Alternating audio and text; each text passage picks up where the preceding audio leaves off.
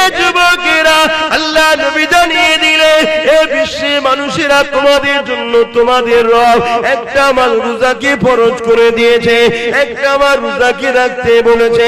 আল্লাহর কোরআনও আমাদেরকে জানিয়ে দিয়েছে রোজাদারের জন্য রোজা রাখা ফরজ হয়ে গেছে। এবং এই রোজা এমন একটা নিয়ামত, as-sawmuli wa ana sibiya, আমার আল্লাহ জানিয়ে দিলেন রোজাদারদের জন্য সবথেকে বড় খুশির খবর এটা। আল্লাহ বলছে রোজা হলো আমার খাস ইবাদত, আর আমি আল্লাহ কুদরতি হাতে রোজাদারকে পুরস্কার নিজে দেব। রোজাদারের জন্য দুটো খুশি, লিসাইমি ফারহাতানি, ফারহাতুন ইনদাল ইফতারি ওয়া ফারহাতুন লিকা রাব্বি। এ নওজওয়ানেরা, রোজাদাররা যখন ইফতার নিয়ে বসে, আল্লাহ পাক হাদিসে কুরসির মধ্যে জানায় এটা একটা রোজাদারদের জন্য বড় আনন্দ। আর একটা হলো রোজাদারদেরকে আল্লাহ নিজের দিদার দেবেন বলেছে। এ যুবকেরা, তোমরা বাপেরা, আর এই রোজা কি ছাড়বেন না। এই রোজা এক মাস আসছে, রোজা রাখবে, আল্লাহকে খুশি করার জন্য রাখবে।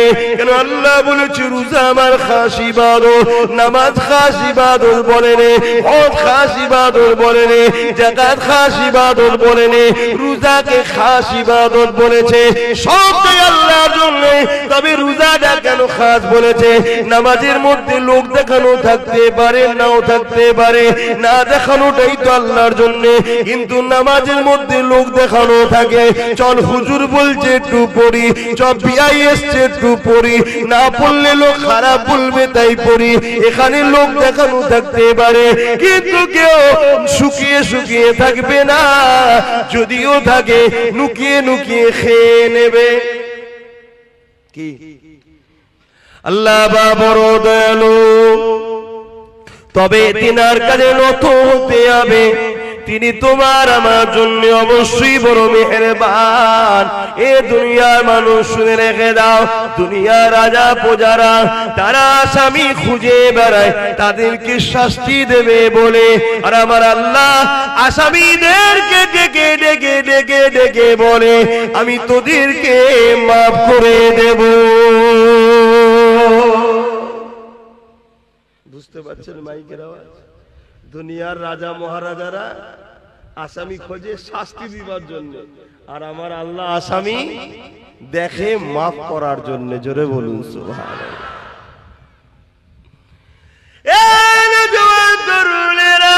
কি আলোচনা করবো সংক্ষিপ্ত সময়, মনে রেখে দেবেন জীবনে কোনোদিন কাউকে খুশি দিনা করতে পারে, কখনো কারো মনে আঘাত দেবেন না।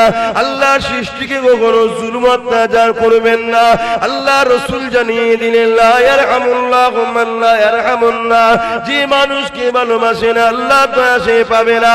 ভালোবাসার প্রকৃত রাস্তা হলো আল্লাহর জান্নাতের রাস্তা দেখানো। এই আপনাদেরকে ভালোবাসি বলে আল্লাহ জান্নাতের রাস্তা দেখায়। আল্লাহ জান্নাত পেতে গেলে সর্বপ্রথম কাজটা কি? ঈমান আনতে হবে। আমানতু বিল্লাহি ওয়া মালাইকাতিহি ওয়া কুতুবিহি ওয়া রাসূলিহি ওয়াল ইয়াউমিল আখির ওয়াল কদরি খায়রিহি ওয়া শাররিহি মিনাল্লাহি তাআলা ওয়াল বাসি বাদাল মউত। প্রথমে ঈমান আনতে হবে। এ যুবকেরা, তরুণেরা, আমার আপনার নবী মুহাম্মদ রাসূলকে জীবনের থেকে বেশি ভালোবেসে, জীবনের সব কিছু থেকে বেশি আদব করে মেনে নিতে হবে। এই মেনে নিবার পরে তিনি যা করতে বলেছে করতে হবে, তিনি যা নিষেধ করেছেন ছেড়ে দিতে হবে। এ যুবকেরা, আল্লাহ নবী জানিয়ে দিলেন এ বিশ্বে মানুষেরা তোমাদের জন্য তোমাদের রব একটা মাস রোজাকে ফরজ করে দিয়েছে, একটা মাস রোজাকে রাখতে বলেছে। আল্লাহর কোরআনও আমাদেরকে জানিয়ে দিয়েছে রোজাদারের জন্য রোজা রাখা ফরজ হয়ে গেছে। এবং এই রোজা এমন একটা নিয়ামত, as-sawmuli wa ana sibiya, আমার আল্লাহ জানিয়ে দিলেন রোজাদারদের জন্য সবথেকে বড় খুশির খবর এটা। আল্লাহ বলছে রোজা হলো আমার খাস ইবাদত, আর আমি আল্লাহ কুদরতি হাতে রোজাদারকে পুরস্কার নিজে দেব। আর দুদিন পর রোজা, তো তাই তো নাকি? রোজা নিয়ে বলি সংক্ষেপ সময়। আর কি বলবো, রোজা রাখেন আপনাদের ঘরের ছেলেরা সব? হ্যাঁ, যুবকরা রাখে তো, বোনেরা? আর না বাপ মা বলে এই বয়সে রাখিনি রোগা হয়ে যাবি, এটা বলে নাকি?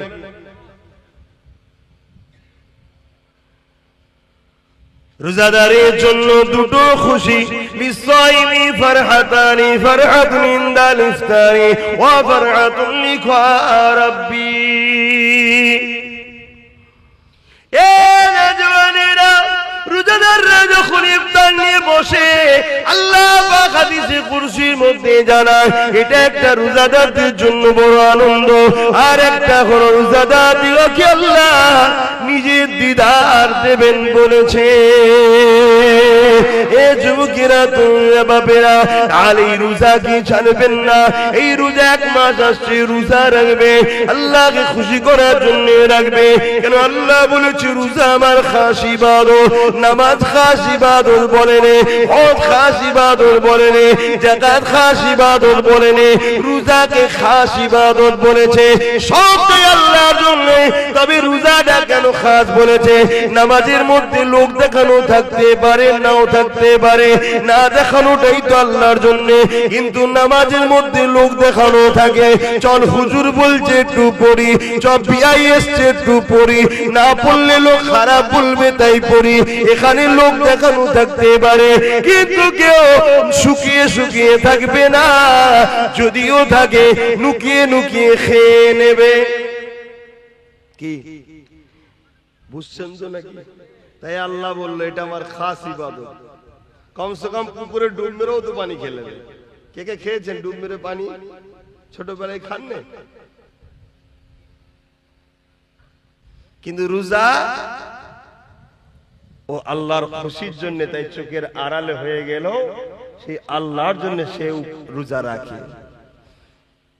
কিন্তু আজ বেঈমানের দলেরা, ইসলামের দুশ্মনেরা আমাদের ঘরে তো রোজা রাখাবার পরেও বেকার করে ফেলছে রোজাগুলোকে।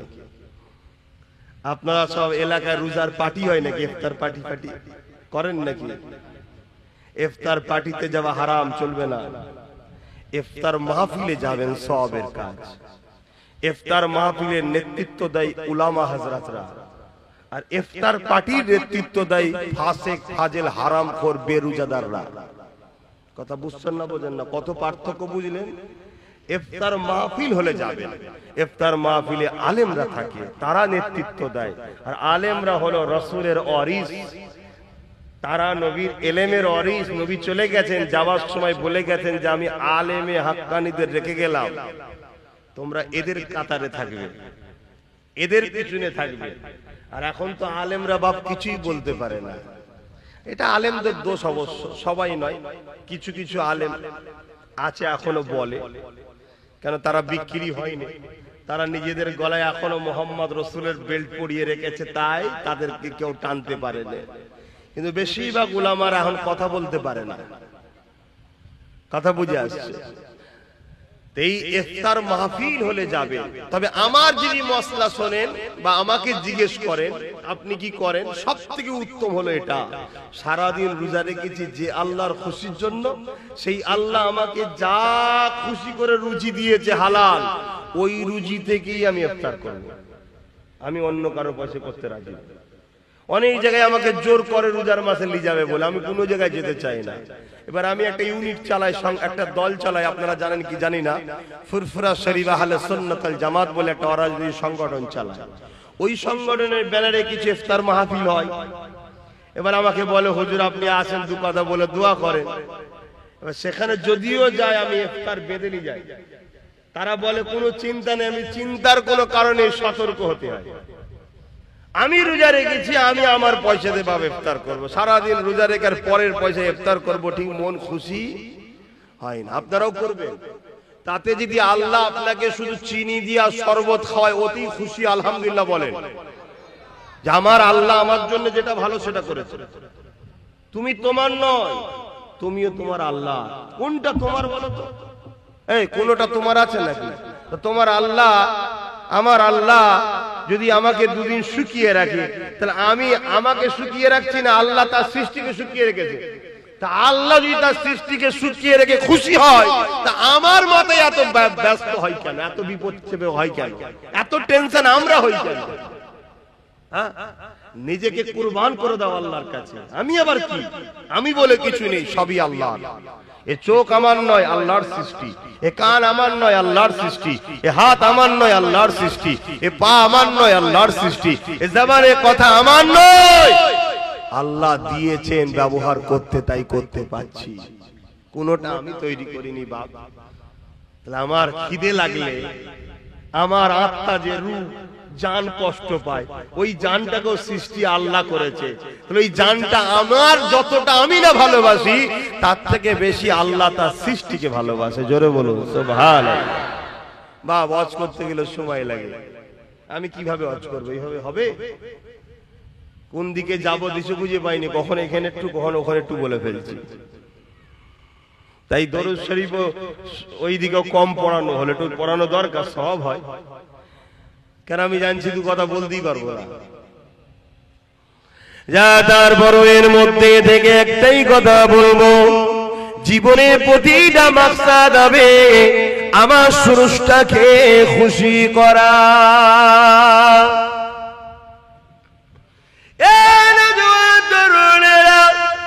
অবশ্যই বাবা আপন, কিন্তু আল্লাহ থেকে আগে নয়। অবশ্যই পীর মুর্শিদ আপন, কিন্তু আল্লাহ থেকে আগে নয়। অবশ্যই স্বামী স্ত্রী আপন, কিন্তু আল্লাহ থেকে আগে নয়। অবশ্যই নেতা লিডাররা আপন, কিন্তু আল্লাহ থেকে আগে নয়। সবকিছুর আগে একটা কথা মাথায় নিয়ে নেন, মান আহাব্বা লিল্লাহ ওয়া আবগাদা লিল্লাহ ওয়া আতা লিল্লাহ ওয়া মানআ লিল্লাহ ফাকাদ ইস্তাকমাল ঈমান। এ দুনিয়া মানুষ রেখে দাও গো, নিঃশ্বাসে কোনো বিশ্বাস নাই। এসেছি যখন চলে একদিন যেতে হবে, কে কবে যাবে আল্লাহ বা ভালো জানে। পৃথিবীর সবাই চেষ্টা করো, তোমায় নিতে পারবে না। যেদিন আমার আল্লাহ ডাকবে, ওই দিন পৃথিবীর সবাই চেষ্টা করো, বাঁচাতে পারবে না। আল্লাহর উপরে ভরসা রেখে কোন কাজটা করলে আল্লাহ খুশি হবে, সেই কাজটা করো। যেটা করলে আল্লাহ বেজার হবে, সেটা ছেড়ে দাও। মা বাপকে ভালোবাসতে হবে, কিন্তু আল্লাহর জন্য। স্বামীকে ভালোবাসতে হবে, কিন্তু আল্লাহর জন্য। স্ত্রীকে ভালোবাসতে হবে, কিন্তু আল্লাহর জন্য। দুনিয়ার লিডারকেও ভালোবাসতে হবে, কিন্তু আল্লাহর জন্য। যদি তোমার মা বাপ তোমাকে ইসলাম বিরোধী কথা বলে, ওই কথা তোমাকে মানা যাবে না, কেননা মা বাপ আগে নয়, আল্লাহ আগে। তোমার স্ত্রী যদি তোমাকে ইসলাম বিরোধী কথা বলে, ওই কথা মানা যাবে না, কেন স্ত্রী আগে নয়, তোমার স্রষ্টা আগে। তোমার স্বামী যদি তোমাকে ইসলাম বিরোধী কথা বলে, এ নারীরা স্বামীর কথা মানা যাবে না, কেননা স্বামীর আগে তোমার স্রষ্টা। ঠিক তেমনই তোমার দুনিয়ার লিডার যদি তোমাকে ইসলাম বিরোধী কোনো কথা বলে, ওই কথা মানা যাবে না, কেননা দুনিয়ার লিডার আগে নয়, তার আগে হলো তোমার আল্লাহ। দুনিয়ার লিডার যদি তোমাকে আল্লাহর পক্ষে কথা বলে, তবেই মানা যাবে। তোমার ইমাম যদি তোমাকে আল্লাহর বিরুদ্ধে কথা বলে, ওই ইমামের কথা মানা যাবে না। তোমার পীর যদি আল্লাহর বিরোধী কথা বলে, ওই পীরের কথা মানা যাবে না, কারণ আমরা মুর্শিদকে মানবো আল্লাহকে পাওয়ার জন্য। আল্লাহকে মানবো মুর্শিদ পাওয়ার জন্য নয়। মুর্শিদকে ধরবো আল্লাহকে পাওয়ার জন্য। মুর্শিদকে ভালোবাসবো আল্লাহর জন্য, আল্লাহকে ভালোবাসবো মুর্শিদের জন্য নয়। এই যুবকেরা তাই বলে দিয়ে যায়, ইমানটা ঠিক করে না। যদিও চলতে গিয়ে গুনাহ হয়ে যায়, ইমান যদি থাকে, আদাব খেটে খেটে খেটে খেটে একদিন না একদিন ইমানের জন্য আল্লাহ পাকে জান্নাতটা পেয়ে যাবে।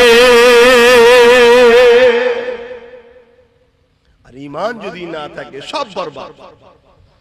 দাড়ি তোমায় নাজাত দেবে না, টুপি তোমায় নাজাত দেবে না, হজ তোমায় নাজাত দেবে না। এগুলো তোমার মাকামকে বাড়ায় যদি ইমানদার হও। ইমানদারের মুখের দাড়ি থাকলে মাকাম বাড়লো, ইমানদারের মুখের মাথায় টুপি আছে, মাকাম বাড়লো। ইমানদার নাই পরায়ণ, মাকাম বাড়লো। ইমান নেই তো কিচ্ছু নেই। আর ইমান কি?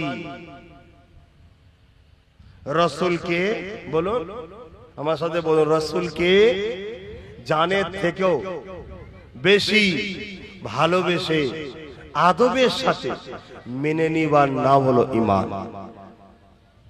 আমার কথা মানতে পারছেন তো নাকি? হ্যাঁ,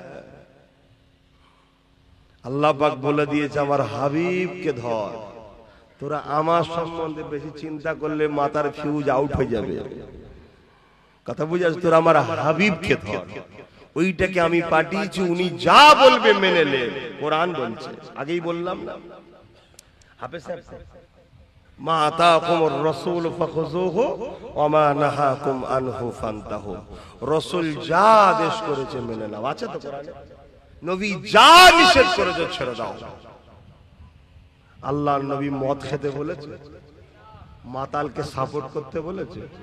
আল্লাহর নবী সুদ খেতে বলেছে, সুদকে সাপোর্ট করতে বলেছে। আল্লাহর নবী চুরি করতে বলেছে, চোরকে সাপোর্ট করতে বলেছে। আল্লাহর নবী মানুষের উপর জুলুম করতে বলেছে, জুলুমকে সাপোর্ট করতে বলেছে। কিন্তু আমরা তো সব করে বসে আছি বাবা। অন্যায় করার অন্যায়কারীকে সাপোর্ট করা এক না আলাদা? জোরে বলো। সময় এখনো আছে, তওবা করুন, আল্লাহর কাছে কাঁদুন যে আল্লাহ জীবনে যা করেছি জানতাম না করে ফেলেছি, আজ জেনে গেছি আর না। মনে রেখে দেবেন এই কবরের জমিনে যখন তোমাকে আমাকে রাখা হবে, কেউ যাবে না এই কবরের জমিনে, কিন্তু এই কবরের জমিনে একজন আসবে। বুখারী মুসলিমের হাদিস, আল্লাহ বাতিনাকে নিয়ে আসবে, তিনি তাশরীফ আনবে। তিনি অন্য কেউ নয়, দুনু জাহানের সুলতান নবী দু আলাম নবী মুহাম্মদ রাসূল তাশরীফ আনবে। দুনিয়ায় যদি তিনার নেতৃত্ব মেনে নাও, তিনাকে যদি লিডার বলে মানো, আর তিনার পক্ষ থেকে আমরা নেতৃত্ব দিচ্ছি, অর্থাৎ তিনার কথাকে আপনাদের কাছে পৌঁছে দিচ্ছি, আমাদের কথা নয়। কথা বুঝছেন? সেই রাসূলের আদর্শকে যদি মেনে নাও নিজের জীবনে, তাহলে নবী আমার তখন কিয়ামত কবরে বলবে, ফেরেশতা ও আমার গোলাম ছিল, কে নাজাত দিয়া দেয়া হোক। জোরে বলুন সুবহানাল্লাহ। আর দুনিয়ায় রাসূল ছেড়ে দিয়ে নবী দ্বীনকে যারা মিটাচ্ছে, তাদেরই পিছনে হই হই করে ঘুরে বেড়াও। মনে রেখে দিও, কবর তোমার ডাকছে, তোমার জবাব দিতে হবে। আজ আমাদের ঘরের ছেলেদের ইসলামিক কোন ইউনিফর্মের উপর, ইসলামিক কোন কালচারের উপরে আঘাত দিলে আমাদের ছেলেদের ব্যথা লাগে না, কিন্তু যারা ইসলামের বিরুদ্ধে তাদের কিছু হলে আমাদের ছেলেদের বুকে ব্যথা ওঠে। হয় না? হয় না?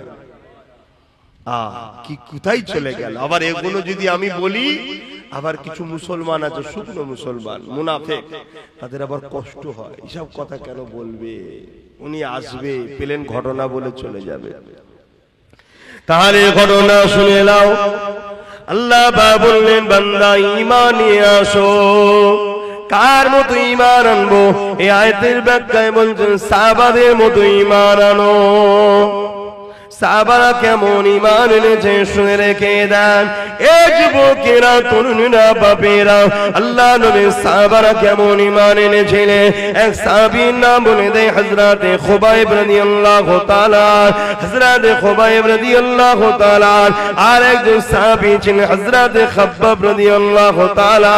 আল্লাহ নবীর সাহাবী ছিলেন হযরত ওমর ফারুক। যখন সিংহাসনে বসলেন, অর্ধ পৃথিবীর রাজত্ব যখন চালাতে লাগলেন, আমিরুল মুমিনিন খলিফাতুল মুসলিমিন যখন হলে, এই যুবকেরা, তরুণীরা, বাবেরা, ওই হযরত খাব্বাব রাদিয়াল্লাহু তাআলা আনকে আল্লাহ নবীর সাহাবী হযরত ওমর বলেছিলেন, এ নবীর সাহাবী, শুনেছিলাম তোমার উপরে অনেক জুলুম অত্যাচার হয়েছিল, একটু খানিক আমাকে বলো কি জুলুম অত্যাচার হয়েছিল।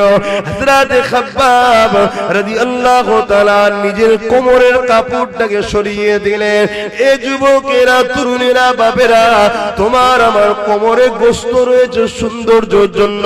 আল্লাহ নবীর ওই সাহাবীর কোমরটা পুরো প্লেন ছিল, গোশত ছিল না। আল্লাহ নবীর সাহাবী হযরত ওমর দেখে বলতে লাগলে, ভাই খাব্বাব, এই রকম কোমর তো আল্লাহ জমিনে কারো দেখিনি, কি ব্যাপার আল্লাহ তোমাকে এই রকম বানালো? হযরত খাব্বাব বলতে লেগেছে, ও ভাই হযরত ওমর, আল্লাহ আমাকেও সুন্দর কোমর দিয়েছিল, কিন্তু আমি নবীর পক্ষে যাওয়ার জন্য, নবীর দল করার জন্য, ন্যায়ের পক্ষে, সত্যের পক্ষে, মানবতার পক্ষে, ইনসাফের পক্ষে, মানব বন্ধনের পক্ষে, ভ্রাতৃত্বের পক্ষে, সত্যের পক্ষে থাকার জন্য তৎকালীন লিডার আবু জেহেল উতবা সাইবাইরা আমাকে জুলুম করেছিল। আমাকে বলেছিল মুহাম্মাদের দল ছেড়ে দে, আমাদের দলে চলে আয়, মুহাম্মাদের দল ছেড়ে দে, আমাদের দলে চলে আয়, না হয় তোর উপরে জুলুম হবে, অত্যাচার হবে। ও ভাইরা তোমার, আমি বলে দিয়েছিলাম জান দিয়ে দেবো, তথাপিও নাই সত্য ছাড়বো না। আজও তোমাদেরকে বলা হয়, কি বলা হয় না, হয় না, জুলুমের দিকে আসো, মিথ্যার দিকে আসো, অন্যায়ের দিকে আসো, সন্ত্রাসীর দিকে আসো, ফিতনার দিকে আসো, খুনের দিকে আসো, মার্ডারের দিকে আসো, চিটিংবাজির দিকে আসো, তুলাবাজির দিকে আসো, বলা হয় না, হয় না। আর বলতে লাগে না, আপনাদের ঘরে এখন এক মুঠো বিরিয়ানি দিলেই চলে যাবে, বেশি খরচ করতে লাগে।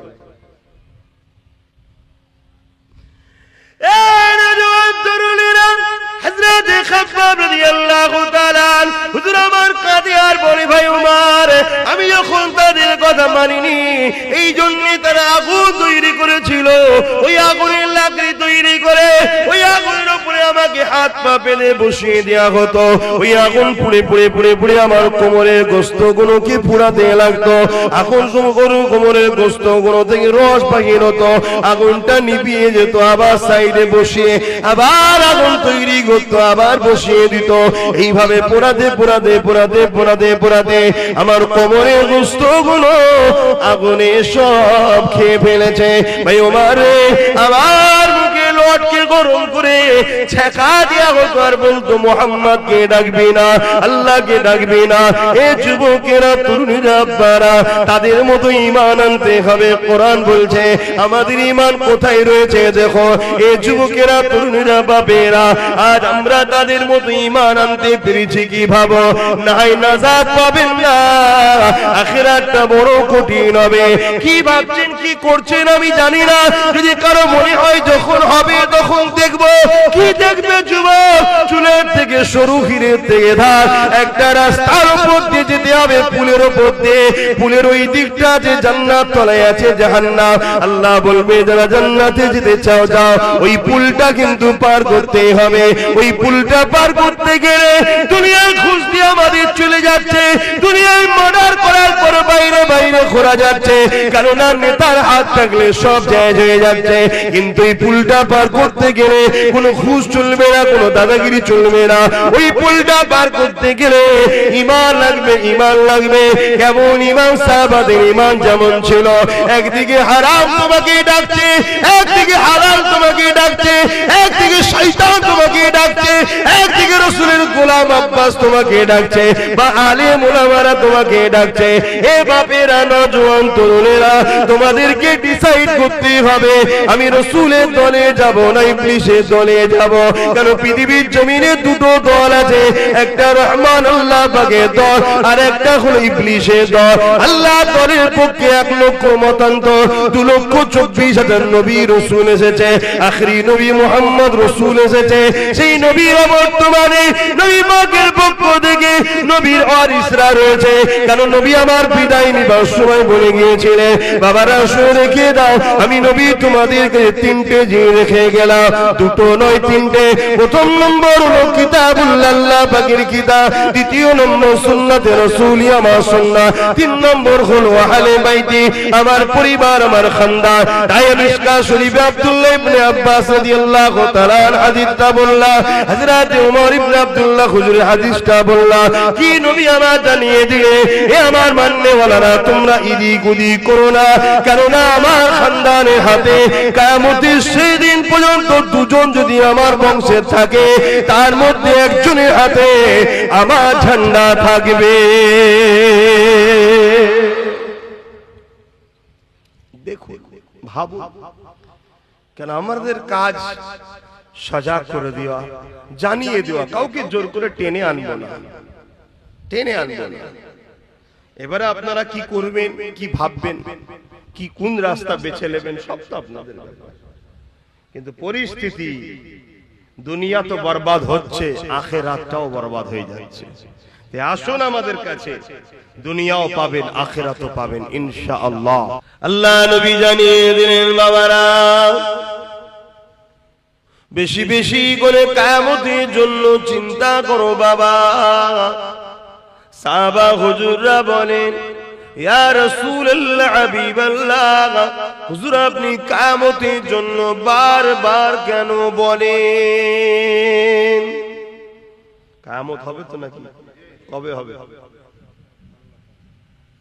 আমার দাদুকে কেউ দেখেছেন ছোট হুজুর পীর কেবলাকে কিয়ামতের কথা বলতো তো? আমার বাপও এসে বলে কিয়ামতের কথা, আমিও বলছি, তার বাপ বলেছে, তার বাপ বলেছে, এসব মৌলী সাহেবদের বানানো না? হবে?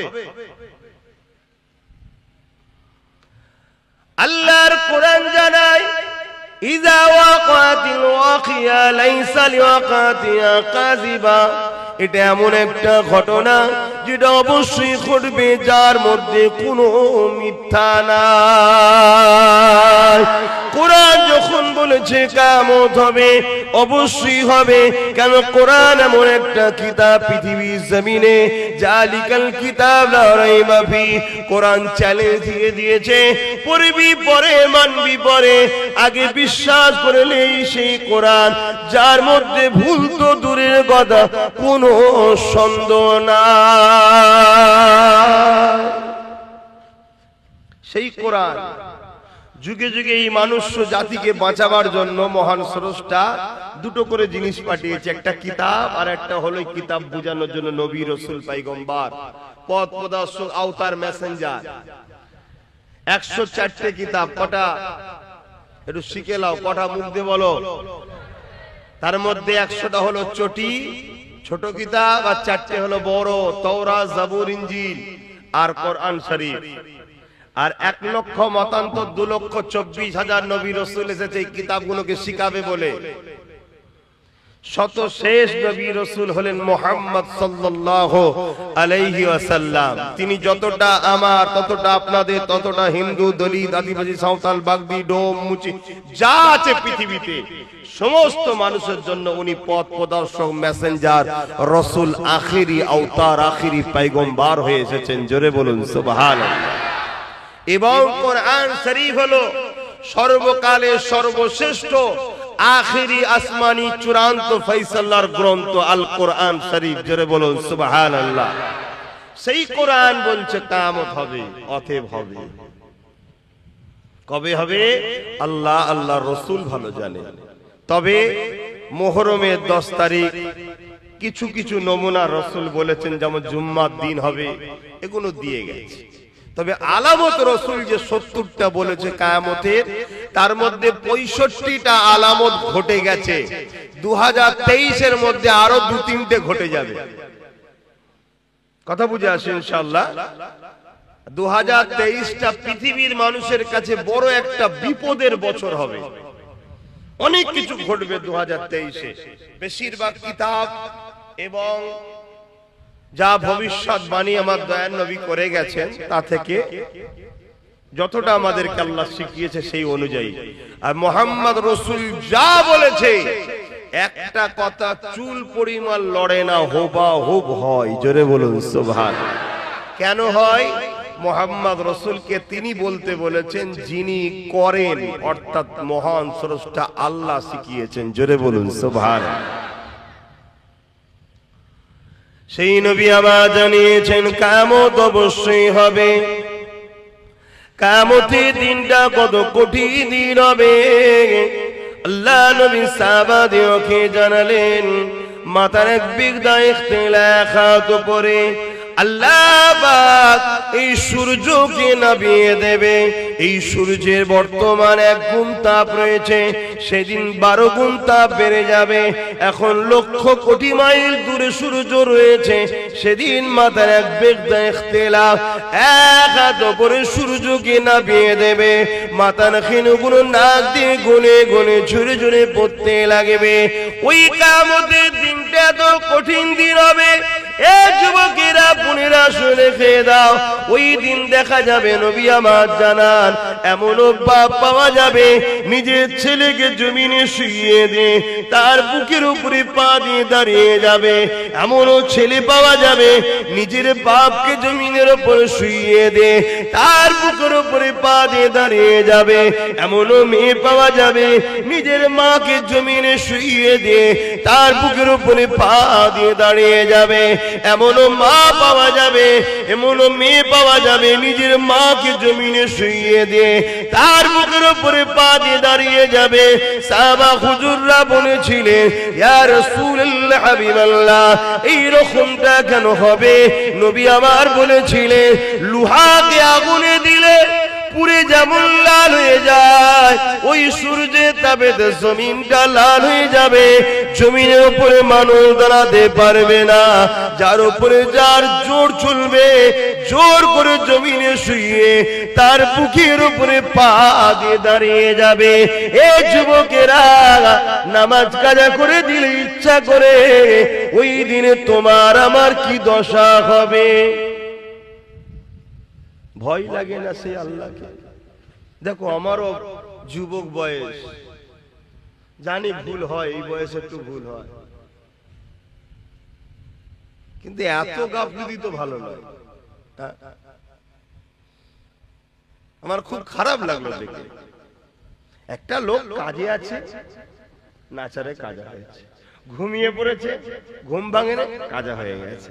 গাড়িতে সফরে ছিল, পরিস্থিতি নাই পড়ার, কাজা হয়ে গেছে।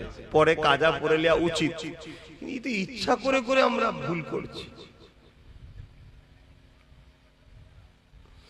পরিবর্তন হয়ে যাও আল্লাহর রাস্তে, কেননা দুনিয়ার সমস্ত বাচ্চাদের নিয়ম কানুন চেঞ্জ করা যায়। আন্দোলনের চোটে, লড়াইয়ের চোটে, মারপিট করে সব কিছুকে প্রতিরোধ করা যায়, কিন্তু মহান স্রষ্টা রব্বুল আলামিনের নিজামকে, কানুনকে কখনো পাল্টানো যাবে না। তিনি জানিয়ে দিয়েছে এ দুনিয়া মানুষ আমি তোদেরকে বানিয়েছি, সুন্দর দুটো চোখ দিয়েছি, এই চোখের ঋণ তোরা শোধ করতে পারবি না, এর বিনিময়ে আমি তোদের কাছে কিছু নিই না। দুটো কান দিয়েছি, কানের কথা শুনবি, এই কানের ঋণ তোরা শোধ করতে পারবি না, এর বিনিময়ে আমি কিছু নিই না। দুটো হাত দিয়েছি, হাত দিয়ে হালাল ইনকাম করবি, নিজের প্রয়োজনের কাজ করবি, গরিবদেরকে দান করবি, অসহায়ের সেবা করবি, মা বাবার খেদমত করবি, নিজের রাষ্ট্রের জন্য কাজ করবি, নিজের রাষ্ট্র সেবা করবি, নিজের রাষ্ট্রের খেদমত করবি। এ আমার বান্দা বান্দিরে, তোদের নিত্য প্রয়োজনীয় কাজ হাত দিয়ে করবি, এর ঋণ তোরা শোধ করতে পারবি না, তথাপি আমি আল্লাহ এর বিনিময়ে তোদের কাছে কিছু নিই না। আল্লাহ কিছু নিয়েছে কি গো? অসুবিধা হচ্ছে? জিজ্ঞেস করলে সারা দেবে, বেজার হচ্ছে, বকছি বলে মনে কষ্ট হচ্ছে। আমরা বকবো না তো বকবে কারা? বকার ক্ষমতা তো আমরাই রাখি, কেন আমরা তোমার নবীর খানদানের ছেলে, আমরাই বকতে পারি তোমাদের ঘরে, অন্য কারো অধিকার নেই তোমাদের দিকে চোখ তুলে তাকাবে, ঠিক না বেটি? কিন্তু দুঃখের বিষয় তোমরা আমাদের ঘরে ধরা দিও না বলে যারা তোমাদের জুতো বওয়ার উপযুক্ত নয় তারা তোমাদের ঘরে এখন গলায় বেল দিয়ে ঘোরাচ্ছে। কথা বুঝে আসছে? হ্যাঁ, পৃথিবী বিখ্যাত ধনী কিন্তু কাফের, ঈমান নাই। আর সব থেকে গরিব পৃথিবীর রাস্তায় পড়ে থাকে কিন্তু ঈমান আছে। ওই পৃথিবী বিখ্যাত ধনী ওই জুতো বড় উপযুক্ত নয়, কারণ ওর ঈমান আছে। জোরে বলুন সুবহানাল্লাহ।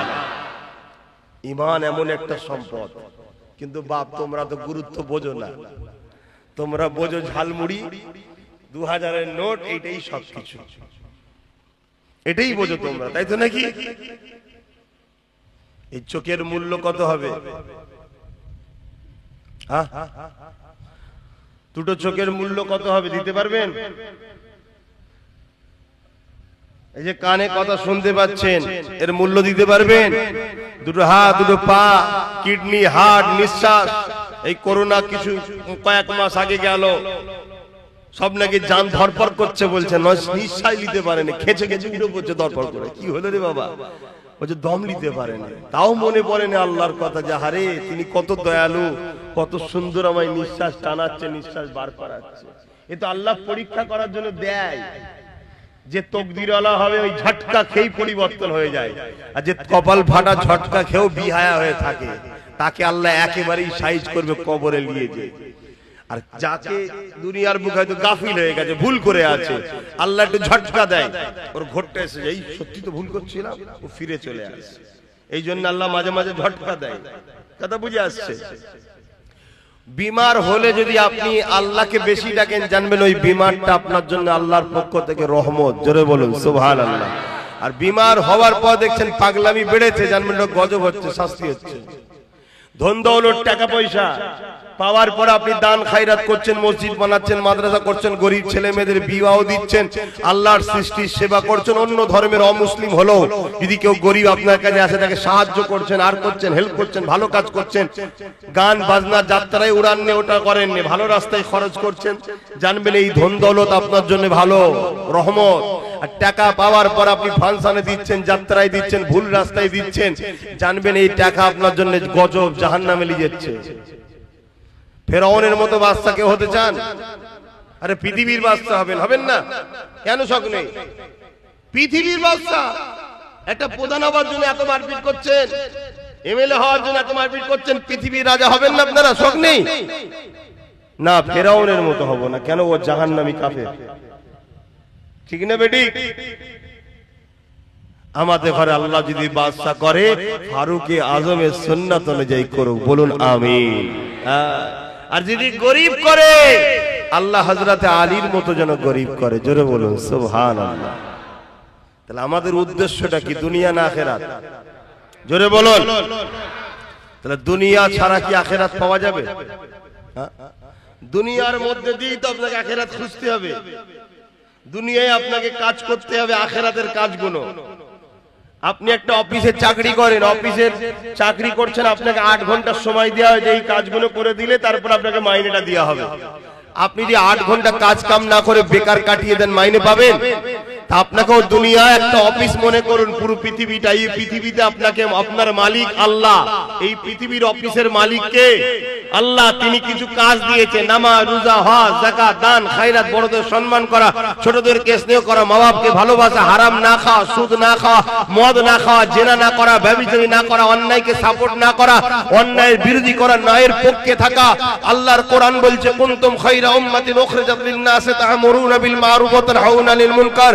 তোমরা শ্রেষ্ঠ উম্মত, তোমরা মানুষকে ভালো কাজের আদেশ দেবে, খারাপ কাজের বিরোধী করবে। ক্ষমতা থাকলে হাত দিয়ে প্রতিরোধ করো খারাপ কাজের, ক্ষমতা নেই মুখ দিয়ে প্রতিরোধ করো, ক্ষমতা নেই অন্তর থেকেও খারাপ কাজকে ঘৃণা করতে হবে। এই টোটাল জিন্দেগি তোমরা কাটিয়ে কাজ করে যখন যাবে, আল্লাহ তোমাকে পারিশ্রমিক দেবে কি? দয়ার জান্নাত ও তিনার দিদার। জোরে বলুন সুবহানাল্লাহ। আর যদি এটা করে না যাও, যেমন 8 ঘন্টা বেকার কাটিয়ে ফেলেছো, মাইনার পাবে না, ওখানেও কিছু পাবে না, কিন্তু তোমাকে নিয়ে রাখবে কোথায়? বেকার তো রাখার জায়গা নেই, নিজের জাহান্নামে নিজে পিছাই হবে। আর জাহান্নামীদের যখন পিপাসা লাগবে কি খাওয়াবে? জাহান্নামীর পাত্রেতে রক্ত আর পুঁজ টকবক করে ফুটানো। বলুন নাউজুবিল্লাহ। এইগুলো কি মনে হয় না যে আমাদের কি হবে? আমি তো বিরাট টেনশন করি, আল্লাহ আমার কি হবে, আল্লাহ আমার কি হবে। যদি আল্লাহ বলে আপনার তোকে পছন্দ নয়, তোর নামাজ আমার ভাল লাগে না, তোর রোজা আমি লোব না, তোর ইবাদত আমার, তোর কাজ কাম আমার পছন্দ হয় না, তো গেল তো কি গো। দুনিয়ায় অনেককে কাজ লিজে দাও না মহাজনকে, জরির কাজ হোক, কিছু জামার কাটিং এর কাজ হয়, জানেন না? মহাজন যদি বলে এ কাজটা পছন্দ হয় না, জালি যা, আমার আল্লাহর কাজ করে যদি যায়, আর আল্লাহ যদি বলে তোর নামাজে মজা ছিল না, তুই অনেকক্ষণ ধরে সেজদা দিসনি, দীর্ঘদিন তাসবিহ পড়নি, নামাজের সময় সারা দুনিয়া ঘুরে বেড়াতিস, কি নামাজে মনে পড়ে না? পড়ে না? হ্যাঁ। আর আল্লাহ যদি বলে আব্বাস তোর ইবাদত আমার পছন্দ নয়, আমার কি হবে? আমার বাপ বাঁচাতে পারবে? আমার মা, পৃথিবীর কেউ বাঁচাতে পারবে? কাদের ভরসায়, কি খেয়ালে, কি ঘোরে আছো আমাদের ঘরের ছেলেরা? এই জন্য জলসা দিয়ে হয়। আজ থেকে তওবা করো, আগামী যতদিন বাঁচবে, একদিন হোক আর 1 বছর হোক আর 100 বছর হোক, মাকসাদ একটাই করো, আল্লাহকে খুশি করব, নবীর হুকুম মেনে চলবো, দ্বিতীয় কোনো কিছু বুঝি না। কথা বুঝে আসছে? নবীর কথা যে বলবে তার সাথে থাকবে। ইমাম বলছে ইমামের সাথে, পীর বলছে পীরের সাথে, মুর্শিদ বলছে মুর্শিদের সাথে, মুফতি বলছে মুফতির সাথে। আকীদা ঠিক করো, কিন্তু উদ্দেশ্য একটাই হবে আল্লাহর জন্য, আল্লাহর জন্য। আর মা আতাকুমুর রাসূল ফাখুযুহু ওয়া মা নাহাকুম আনহু ফান্তাহু। নবী যা আদেশ করেছে মানবো, নবী যা নিষেধ করেছে ছেড়ে দেব। কি গো পারবে না? প্রতিজ্ঞা করো আমার সোনার ভাইরা। হয়তো তুমি কালকে যাওয়ার পরে ভুলে গেছো, হঠাৎ করে মনে পড়লো, হ্যাঁ এই কাজ করলে তো আল্লাহ নারাজ, উঠে চলে আসো, উঠে চলে আসো। একবার যদি আল্লাহর ভয়ে কোনো পাপ কাজ থেকে ফিরে আসতে পারো, আমার আল্লাহ তোমাকে একটা নয় 2টো জান্নাত দেবে। জোরে বলুন সুবহানাল্লাহ। সূরা রহমানের মধ্যে আল্লাহ পাক বলছেন, ওয়ালিমান খাফা মাকাম রাব্বিহি জান্নাতান। যারা আল্লাহকে ভয় করে আমার আল্লাহ তাদেরকে 2টো জান্নাত দেয়। জোরে বলুন সুবহানাল্লাহ। পারবে না জিন্দেগিতে? কারো মাথায় বাঁশ মারতে গেছিলে, কারো কথা শুনে এখন মনে হয়েছে না আরে আল্লাহ সৃষ্টিকে মারা যাবে না, গুনাহ হবে। কথা শুনছেন, ফিরে চলে এসেছেন, না করব না, পাপ করব না। কি সিনেমা দেখতে গেছিলেন বন্ধুদের সাথে, হঠাৎ করে মনে পড়ে আরে এটা করলে তো আল্লাহ নারাজ হবে, চলে এলেন, তওবা পড়ে, না বাবা যাবো না। কি আরো কোনো পাপের কাজ করতে মন গেছে, তওবা করে ফিরে এসেছ আল্লাহর ভয়ে, তোমাকে আল্লাহ 2টো জান্নাত দেবে। জোরে বলুন সুবহানাল্লাহ। বন্ধু বলছিল চলা ঘুরে এসি, তোমার মন বলল না নামাজ কাজা হয়ে গেলে আল্লাহ অখুশি হবে, না আমি পড়ে যাবো, আগে নামাজটা পড়ি। এই যদি ফিরে এসে নামাজটা পড়তে পারো, তাহলে জানবে আল্লাহ তোমায় 2টো জান্নাত দেবে। জোরে বলুন সুবহানাল্লাহ।